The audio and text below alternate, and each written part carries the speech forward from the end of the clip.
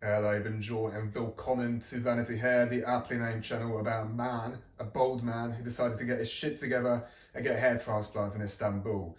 So as the title would suggest, today is the 8th month episode, and for those of you who frequently watch me, you may have noticed that I've skipped the 7th month episode, and I do apologise for that. There's various reasons. Number one being I was quite busy, so I actually got a new job. And just think about this for a minute, would I have gotten a new job if I didn't have hair?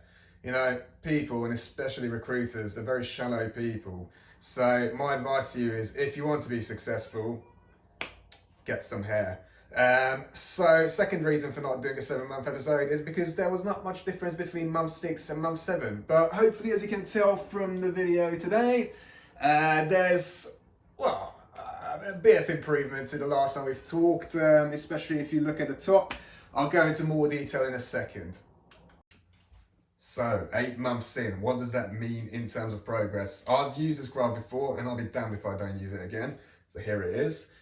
It's saying around 70–80% of final growth, which you're supposed to see at around a year's time. I'm a little bit pessimistic about that. I've been reading on a lot of sources that it can take up to a year and a half for the full growth.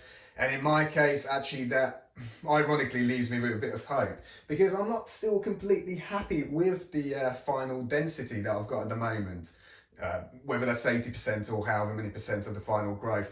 I managed to create this illusion of a thick hair, but actually if I step out of the shower or if I just had a swim, whatever, it's still looking a bit sparse, still looking a bit thin on the top. But I suppose actually that's something that people who are going for a hair transplant are ought to understand. So you're not going to have hair as thick as you did when you were 15, or if you're looking at people who have never had any hair loss, you're probably not going to have hair as thick as that.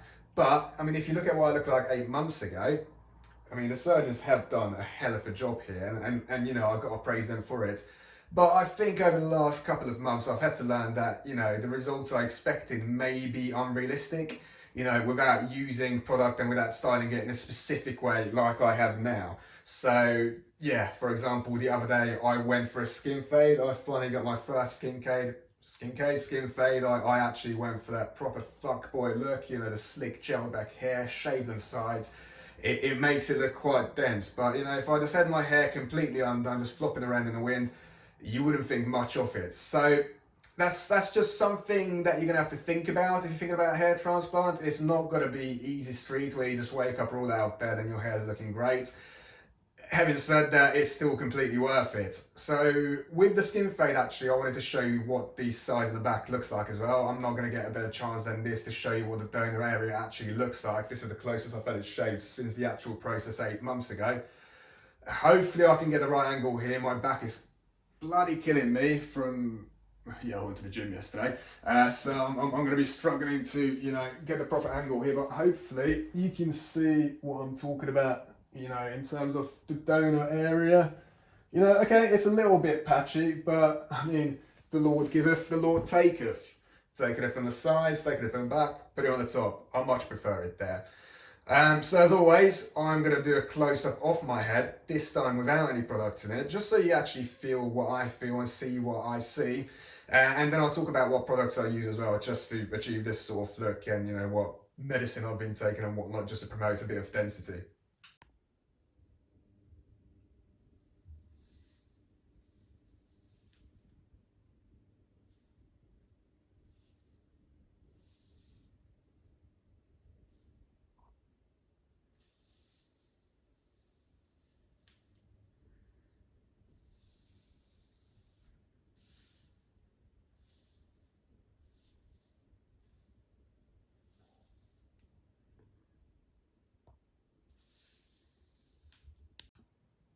So that's me coming completely undone. Oh my God, I feel so vulnerable, YouTube. But yeah, that's the difference between styling your hair and just stepping straight out of the shower, as you can see. So there's a couple of tricks that I use to create this illusion of density, and I just wanted to be upfront and honest about it, because what I don't want is people to watch my videos and, expect like the absolute best results and, walking around like they've got a full head of hair. I'm not going to say that I do have that at the minute, and I don't want people thinking that after 8 months they should look like it and then be upset if they don't. So anyway, obviously things that you want to use, a blow dryer. You really want to blow dry your hair in the direction that you want to work it with this brush comb thingy as soon as you're out of the shower. And then I use gel. Everyone knows gel, come on. If you haven't heard of it, I don't know what you're doing. I like it because it gives it that sort of shiny wet effect. For me, that works wonders. And then this stuff, this is the stuff that you really want. This is just known as hair fiber. It's made of keratin, and it somehow attaches itself to your hair follicles, not your hair follicles, well, just your hair. And it creates that illusion of thickness. What you really want to avoid is breathing that in, because apparently if it gets into your lungs, and I don't think they've tested it on humans because that would be unethical, but testing it on mice, you know, had the same effect as breathing in asbestos. So I actually wear a mask. I've got my little COVID mask, and when I put this stuff on, and then I just, you know, make sure it's held in place with the gel or the hairspray that I put in. So don't breathe that stuff in. But more importantly, the medicine or the pills or the tablets or whatever I've been taking are the world famous finasteride and the minoxidil. So I take 1 milliliter of this a day, just use the pipette to plop it on my head.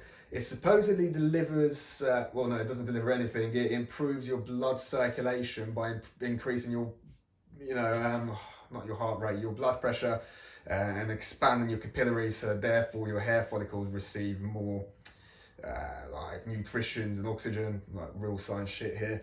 And then the more infamous finasteride, I take 1 milligram of that a day as well. You know, there's a lot of concerns about like shriveling up your bollocks, or your knob falls up, you can't use it anymore. For me, and I don't think this is a placebo, I genuinely think it has actually made me hornier. So what it does is it blocks an enzyme made in your prostate from converting your testosterone into DHT. DHT famously being the testosterone byproduct that attaches itself to your hair follicles and makes it shrivel up and fall out. So that's the reason for male pattern baldness. So what I've now got is a load of testosterone that hasn't been converted into something else. Again, I don't know if I'm just talking complete nonsense here, but I feel hornier since taking this stuff. Again, I've been taking it for 2 months, so no real results visible yet. Then again, people say it takes about 3 to 6 months for any sort of signs of progression to be made. Having said that, I'm not really taking it for hair growth. I'm taking it to avoid further hair growth, and I'm taking it for now. And I don't know what my end game is, but obviously I can't take it forever. But well, I'll talk about that once I've figured out what's going on. And oh yeah, biotin. How can you forget about biotin? I keep dissing it, then I keep using it, and then I keep dissing it, I'll keep using it. I mean, it's like, what, £10 for like 200 pills, whatever. Let's just take it, see what happens. It supposedly contains the stuff that's like really beneficial for growing your hair and your nails and all of that stuff. So I guess what I wanted to say is, and I've said this 1,000 times and I'll say again in my previous videos, is that I'm happy with the hairline. Hairline's looking great. The top I'm not happy with, in the sense that it's not as dense and it's not as thick as I wanted it to be. But I'm really happy with the way I can now style it. So compare it to this and compare it to now, it's like heaven and hell. The thing is, and I had to accept this, and for those of you watching as well, don't compare yourself to people with hair. That's what I've had to learn, because, you know, some people don't lose hair, some people do lose hair. I'm one of the people that have lost hair, and I'll probably never look like people who have never lost hair, because it will just never be as thick.